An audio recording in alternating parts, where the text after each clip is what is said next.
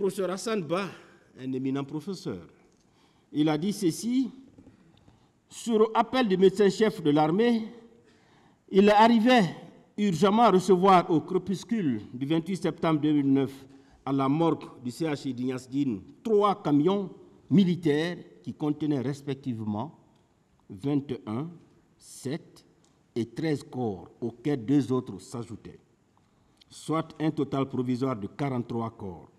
Les jours suivants, ce nombre grimpait à 58 corps qui étaient dispatchés dans les morgues d'Ignace Dine 24 et donc à 34. Certains de ces corps étaient déposés sur des paillasses. Il a ajouté que, nonobstant l'inexistence de réquisitions judiciaires, les examens médicaux légaux effectués sur les corps permettaient de comprendre que les victimes étaient décédées à l'aide d'armes à feu Kalachnikov, contondantes, piquantes et piquantes tranchantes, couteaux baïonnettes. Les corps portaient des orifices d'entrée et de sortie. Sur certains, des fractures étaient visibles au niveau des crânes, des nez et des thorax. 31 corps étaient restitués aux parents, 27 envoyés à l'esplanade de la mosquée, alors qu'on nous a fait comprendre que c'était 57. Le professeur dit que c'était 27 corps qui avaient été envoyés au niveau de l'esplanade de la mosquée Faisal, et à ce niveau, c'est seulement 2 qui avaient été restitués. Et les 25 autres, on est allé les enfouir dans un charnier au cimetière du Cameroun. On n'a pas eu la chance de faire le transport judiciaire, mais ce qui est évident, ces 25-là ont été enfouis là-bas sous instruction des militaires, bien sûr. Aussi, Monsieur le Président, il dit que les 54 corps qui étaient remis au colonel Chérif Diaby, dont le journal Valentin Haba faisait état sur instruction du journal Toto, n'étaient nullement arrivés dans les morgues de Donka et d'Ignace Dine. Le professeur Hassan dit que les 54 corps ne sont jamais arrivés ni à Donka ni à Ignace Dine. Donc, seul Chérif Diaby sait où il a envoyé ces 54 corps-là. Aussi, Monsieur le Président, honorables assesseurs, les militaires étaient effectivement au niveau des 2 morgues jusqu'au jour de la restitution des corps. Vous savez, beaucoup de victimes sont venues ici pour nous dire que quand elles sont allées pour retrouver les corps de leurs parents, les morgues étaient quadrillées. Il y avait des verrous rouges qui étaient là, qui empêchaient l'accès. Un médecin a expliqué ici par quel mécanisme il a réussi à arborer la blouse étant médecin pour avoir accès à l'intérieur. Et ce qu'il a vu, c'était vraiment de l'abomination. C'était insupportable, Monsieur le Président. Donc, il est évident que les jours qui ont suivi les massacres, les morgues étaient prises d'assaut.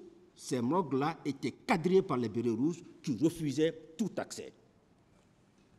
Aussi, Monsieur le Président, Dr Fatou Sike Kamara est passée ici. Elle était la directrice de l'hôpital national d'Onka au moment des faits.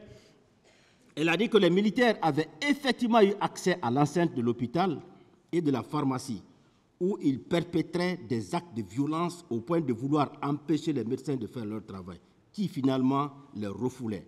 La vie de la pharmacie était fissurée.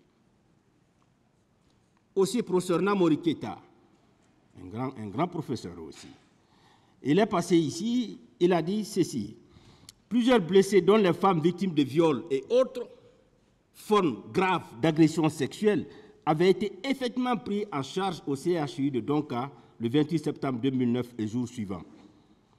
Des débris de bois étaient retrouvés dans les vagins de certaines d'entre elles, attestant ainsi l'utilisation par les militaires des baïonnettes et des morceaux de bois dans leur partie intime dont elles avaient fait état. D'autres subissaient des viols collectifs. Le professeur Namouré est passé ici, il a donné ces explications-là. Et il a ajouté, le stade était fermé alors que les victimes se trouvaient à l'intérieur. Les antigangs étaient arrêtés à la porte. Les médecins avaient été empêchés d'y accéder. Il a ajouté que les bérets rouges rencontrés dans le quartier Landrea affirmaient aux médecins: de toutes les façons, ceux qui sont responsables de cette situation payeront et nous ne nous laisserons pas faire. Les militaires investissaient l'enceinte de l'hôpital Donka et y lançaient de la grenade lacrymogène. La pharmacie n'avait pas été épargnée. Une des victimes de viol avait subi une triple sanction. Hier, maître Alimatou en a fait cas. Cette victime-là, elle avait fait le baccalauréat. Elle n'a pas eu le bac. Elle a été atteinte par la maladie, le VIH-Sida. Elle a été violée, Monsieur le Président. Et lorsqu'elle a quitté l'hôpital, elle n'a plus eu le courage de revenir. Une fille de 17 ans dont l'avenir a été complètement hypothéqué. Monsieur le Président, il poursuit en disant « Ce qui était arrivé n'avait aucun sens, aucune explication. » Professeur Namori Keita n'a trouvé aucune explication par rapport aux atrocités qui ont été commises au stade. Il dit qu'en tout cas, lui, il ne comprend pas. Ça ne devrait pas arriver en principe. Et il dit enfin qu'il y avait des blessés graves et certains étaient étalés à même le sol à l'hôpital. Monsieur le Président, M. Magnan Sidibé aussi est passé ici. L'actuel directeur de l'OGP. Il a dit ceci. Feu Jean-Marie Doré disait lors d'une émission à la radio Planète FM que le colonel Kebro était l'un des éléments importants des massacres du 28 septembre 2009. 3 camions contenaient des corps. Ces camions-là étaient stationnés dans la cour de la présidence de feu général Lansana Conté et qu'il existe effectivement 2 à 3 fosses communes, dont la plus grande se trouve à Faban. Il a dit également que l'accusé d'Addis refusait que les corps soient envoyés dans l'enceinte du camp Alfaya Diallo pour ne pas qu'ils soient vus par les personnes qui y étaient fréquentes. Les mêmes sources lui disaient qu'environ 300 corps avaient été jetés dans la nature. Monsieur le Président, M. Cheikh Sidia Diabaté était également venu. Il a dit ceci: à mon arrivée au camp Samori Touré, les agents me disaient que 2 camions bâchés remplis de cadavres étaient stationnés dans la cour de la résidence de feu général Lansana Conté. Il partait lui-même vérifier dans l'un d'eux et apercevait effectivement les corps entreposés. Certaines personnes parlaient de 5 camions. Il ajoutait également que les 3 agents que lui l'avait dépêchés au stade lui disaient avoir vu 2 à 3 personnes tombées et que c'était des militaires détenant des Kalachnikov qui s'y étaient rendus. Et il finissait en disant qu'il apprenait qu'il y avait des charniers à Faban, à Cameroun et ailleurs. Après donc les témoins du ministère public, Monsieur le Président, les parties civiles également ont fait venir 4 témoins qui ont été reçus par votre tribunal. Le premier, c'est M. Alpha Mamoudou Diallo, blanchisseur, qui est domicilié à Koya. Il a dit ceci: j'entendais des sirènes qui venaient de la Bellevue, les jeeps pleines de bérets rouges entraient dans la cour. Pivi était en tête, il saccageait tous ceux qui se trouvaient dans la cour et dans la maison et emportait d'autres biens. Il brisait les vitres des véhicules qui se trouvaient dans la cour. Un d'entre eux détenait le couteau et le fusil et disait que si je bougeais, il allait me tuer. Il n'y a pas ce qu'il ne faisait pas dans la maison. Le ministre de la Santé arrivait en tenue militaire avec ses gardes du corps. Il donnait des coups de pied aux malades qui étaient à même le sol et disait « c'est bien fait pour vous ». Ceux qui tiraient au stade portaient des tenues militaires couleur unique. Aussi, M. Ismaël Ba, logisticien domicilié à Lambagny, est passé et il a dit, alors que les gens priaient, car le musée avait fait le premier appel, les tirs commençaient, le gaz lacrymogène était largué. Ça tirait aussi vers la piscine. Tout était fermé. On ne savait pas comment sortir. Il y avait des fils électriques barbelés qui étaient posés sur les murs. Je recevais un coup au niveau de l'épaule. Les assaillants avaient des fusils et des bâtons. Je voyais une victime qui avait été éventrée, tenue par des gens. Un groupe de militaires cassait les véhicules chez Elhadj Selou. Il y avait beaucoup de morts. À la mosquée Faisal, les mouches volaient au-dessus des corps qui étaient exposés. Des gaz lacrymogènes étaient lancés à l'intérieur de la mosquée par la police. Alors que nous étions en train d'inhumer les corps à la demande des personnes âgées qui étaient parmi nous, nous apercevions quelque chose d'un peu plus grand, 5 à 10 mètres, qui ressemblait fort bien à un charnier dont je peux toujours reconnaître l'emplacement. Les gendarmes en treillis et les policiers de la CMIS administraient des coups. J'avais vu au stade une femme nue qui marchait et qui voulait sortir. Je voyais les bérets rouges qui poignardaient les gens, d'autres assaillants étaient en culotte. Alors, Monsieur le Président, quand j'ai suivi les réquisitions du parquet, un des représentants du ministère public, qui, d'entrée de jeu, il vous a dit qu'au titre des preuves, qu'il y a 6 éléments de preuve. Il en a cité. Mais vous allez voir un peu la subtilité du parquet. On vous fait tourner, au niveau des chiffres, on vous fait tourner l'histoire d'aggraver la situation. On dit non, il y a eu trop de chiffres. C'est par-ci, par-là. Mais pourtant, il parle de ce même chiffre. Il l'emploie par-ci, par-là, de là, il le déplace, il le met de l'autre côté. Quand j'ai suivi ce représentant du ministère public, et pourtant ce sont eux qui ont dit ici que le rapport d'enquête nationale, ce n'est pas un document. Ils ont dit ça ici. Mais eux-mêmes qui reviennent encore pour dire non, Monsieur le Président, écoutez, dans ce rapport, il y a eu 58 cas de mort et plus. J'ai noté, c'est le point B, parce que le point A, ils ont parlé du rapport d'enquête internationale. Le point B, ils ont fait état au rapport d'enquête nationale indépendante. Ils dégagent le chiffre 58 corps. Ils tournent. Et vous dit que la médecine légale a reçu 58 corps. Il continue que Général Valentin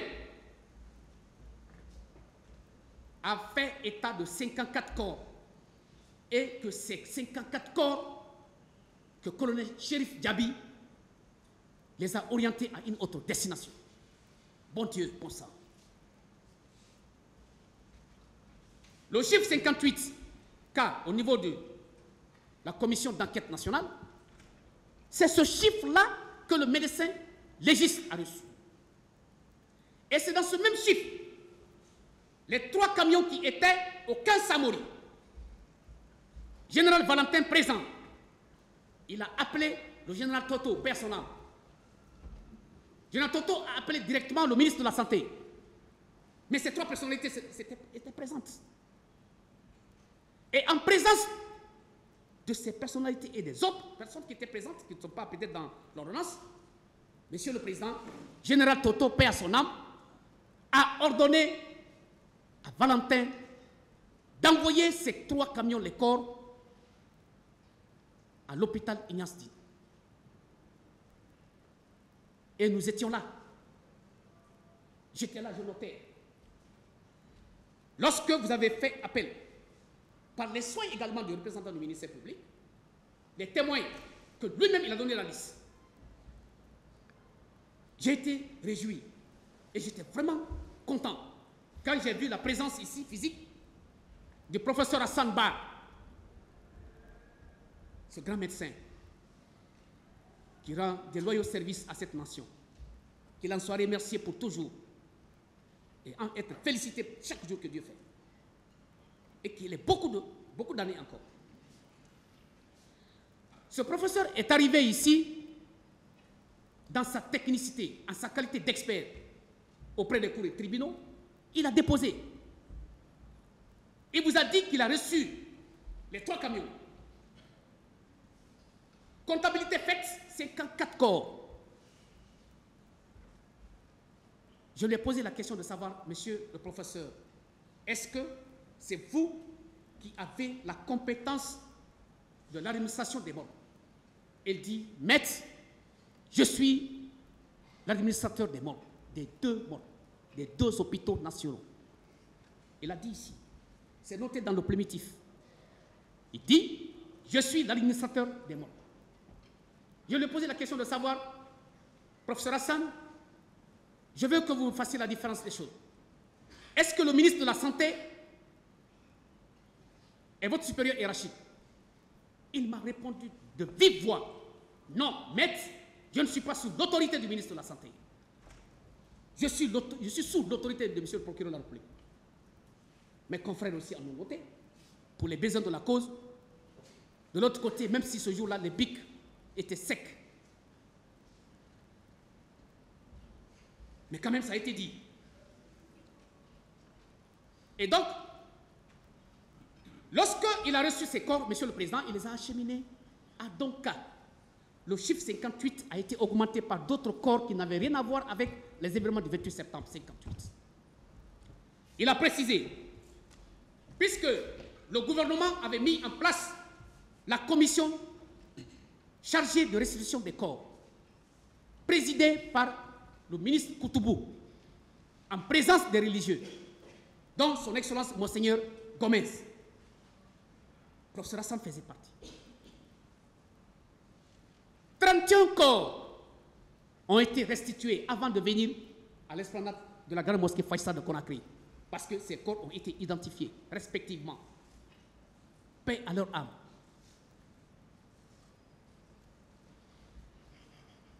Dans l'enceinte de la mosquée Faïsal, cette grande mosquée, dans les 31, il va rester 27 corps. Les 27 corps, 2 ont pu être identifiés publiquement. Il reste 25 corps. Il a dit dans cette salle que ce sont eux qui ont autorisé à ce que ces 25 corps soient enterrés dignement au cimetière de Cameroun. C'est vérifiable. Et il est allé loin. Pour davantage continuer à identifier ces corps, il a véritablement demandé un laboratoire français pour l'exhumation de ces corps, pour pouvoir faire les ADN. C'est ce qui fut fait. Mais aucun résultat n'a été obtenu. Monsieur le ministre de la Santé est loin de cette gestion. Il n'est pas membre de cette commission. 2, il n'a pas la compétence, il n'a pas la qualité non plus, en dépit du fait qu'il soit docteur en chirurgie. Il n'est pas administrateur des corps, des morts. Et tout le monde sait, monsieur le président, que l'administration des morts s'est organisée. Il y a une équipe qui prend la garde de telle heure à telle heure. Lorsque les corps rentrent, c'est noté, c'est vérifiable.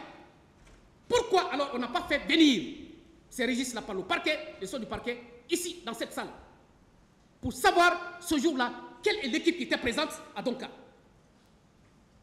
L'autre équipe, c'est quand il y a une substitution, on fait le compte rendu, on passe la main à l'autre équipe. C'est en cela qu'on appelle l'administration. Professeur Hassan, officiellement, les 54 corps qu'ils l'ont trouvé, monsieur le ministre de la Santé à l'époque, colonel Abdullah Chérif Yabi, n'a même pas touché un camion pour regarder à l'intérieur. Le chiffre qui a été donné par général Toto, par général Valentin qui est venu ici déposer, ce sont ces corps qui sont partis à la mort. Trouvez professeur Hassan. Dans cette même posture, monsieur le représentant du ministère public, vous dégage un chiffre que général Sano, à l'époque chef d'état-major général des armées, a parlé de 157 corps. À cette audience, ce jour-là, général Sano était ici à cette barre. Pendant sa déposition, j'ai eu à lui poser un certain nombre de questions. Général, c'est vrai, vous étiez chef d'état-major général des armées. Il a expliqué que ce jour-là, il a été appelé par une dame d'une ONG Croix-Rouge. Je lui ai posé la question de savoir, est-ce que cette dame a donné son nom? Il a dit non. Qu'est-ce que vous avez fait? À travers son appel, Général Sanon, chef d'état-major général des armées, Monsieur le Président, de manière unilatérale, il a pris sa responsabilité de donner l'ordre au commandant du train. Lui, il est chef d'état-major. Il y a un ministre de la Défense. Il y a le président, chef de l'État. Il y a un département de la santé. Sanon autorise la sortie des camions au camp Samori. Il a donné l'ordre à ce capitaine à l'époque, qui était commandant du train, de sortir 4 camions en destination stade du 28 septembre. Lui, il est au bureau, sous la climatisation, en train de regarder la télé. Alors, les camions sortent avec qui? Par des chauffeurs. Donc 4 chauffeurs, 4 camions. Destination stade du 28 septembre. Ils vont, sous son autorité, ramasser les corps. Les corps ramenés encore au camp Samori, Touré.